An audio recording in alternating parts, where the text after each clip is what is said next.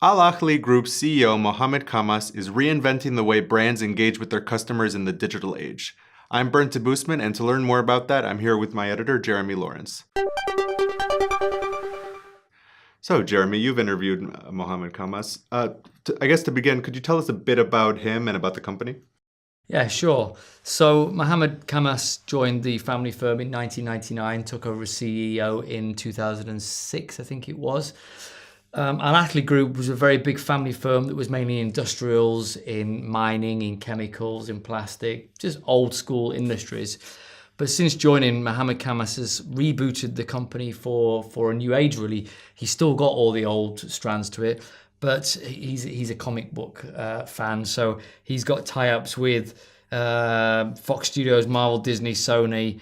He opened Comic Cave, the world's largest comic store. He got the rights for Gold's Gym. He built Outlet Mall, and he started the events company 117 Live. So he's really opened the company up into a new era. And he brought Ed Sheeran to Dubai, as I understand also. He did indeed, and he met him and gave him a nude as a present. Nice. Yeah. With so many different sort of businesses, I mean, he must have an interesting way to cross-sell between those businesses. Well, that's what came out of this.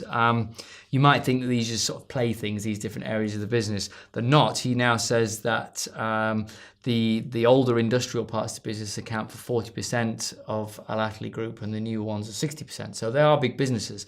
How he's made them big businesses, for example, Gold Gym members get access to first dibs on tickets for gigs. They get chances to go and do red carpet events in the States with the movies that he has tie-ups with.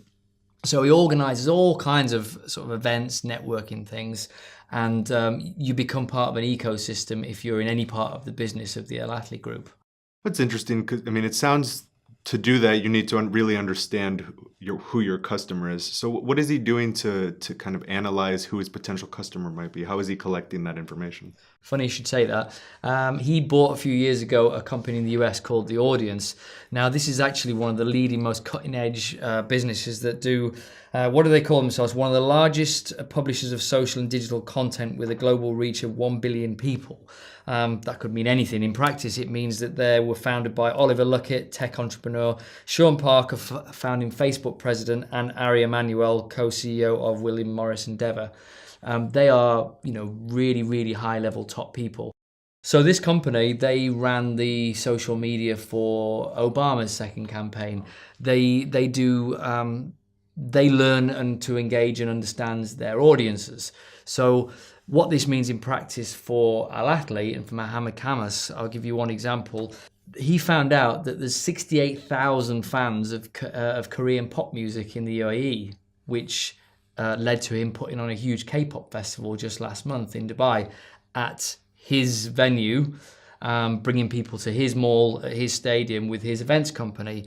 He also brought out a Mexican-American comedian, Gabriel Iglesias, who is very well known in certain niche circles, but they threw the research out to find out who would be the best act to bring, and he came out top amongst more established acts, and he sold out 2 nights, could have easily done a third. So he's got these tools to be able to really read and find out and engage with an audience. He also started another company that's able to sort of data crunch as well. So very, very modern techniques to be able to reach out to new audiences and find out what he needs to do to attract business. Interesting. And I understand he also had quite a bit to say about the UAE and sustainable growth in business and how that would work. What did he have to say about that? Yeah, this comes back to more of his traditional interests, I guess. He was talking about Outlet Mall, which is going to double in size in this year, I believe. But he said there's 7 malls within a 10-minute drive of there, and he said that developers have got to think more long term. Outlet Mall, of course, has got a very specific proposition, and he tries to do that with all his businesses. He says you can't just keep opening more malls. Real estate, he was very scathing about developers who just want to, and landlords who just want to get as much money as they possibly can. He said we have to keep the cost down to keep the money in people's pockets so they can spend in the wider Dubai economy, of course, including his businesses. He would like you to do that. So he's got lots of plans there, some that he hasn't announced yet, but he's very geared towards the sustainable long-term growth of the economy in Dubai and the ability for that money to be spread around. It's interesting. And what did he have to say about the future of his company and the role they'll play? Okay, well, I think I mentioned before that he's very much still involved in all the other areas of the business, and the plastics, the industrials, the mining continues to grow, as do all these newer segments. I asked him about an IPO. He said they'd thought about it, obviously, but up to now they'd shied away from it because it's so unique the way he runs his business and the way he thinks about it, that he doesn't want to kind of upset the apple cart. He's finding a really innovative way to do business, and he doesn't want that to change. Interesting. Well, it sounds like an interesting interview. It was a fascinating interview. Thank you, Jeremy. As always, you're watching Inside AB. Remember to watch every weekday at 10 a.m. and subscribe. Thank you.